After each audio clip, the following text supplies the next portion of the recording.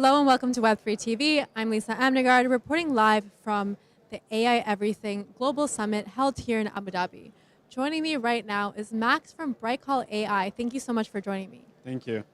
How are you today? I'm doing great. How are you, Anne? I'm great. You came here all the way from Sweden, so how are you finding the UAE? To be honest, it's not that far from Sweden, just 6.5 hours from here. But I find it very cool. I like to work here, and it's such an amazing event.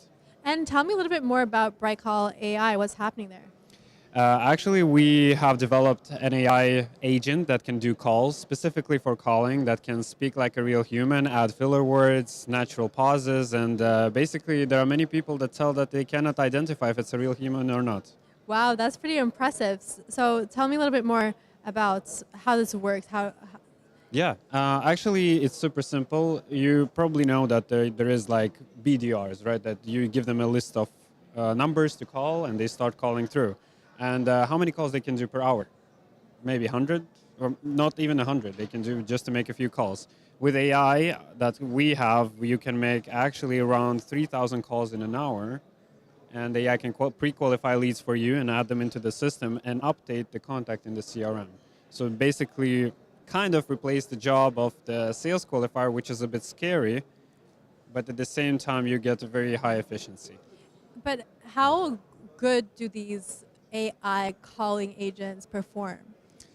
They perform pretty well, but I cannot tell you the accuracy, right? Because even the real human can make mistakes, right? They can say something wrong, maybe just they will hang up because they have a bad day today. You never know. So, but actually what we hear from the clients, it's more accurate than a real human. So when it comes to clients, can you share any clients that you're working with? We work with some big customers like the New Properties, which is a big developer in Dubai. We work with Gems Education, which is one of the biggest schools, or I think the biggest school in the UAE. Yeah. So we also have most of the customers that we work with, they are in North America.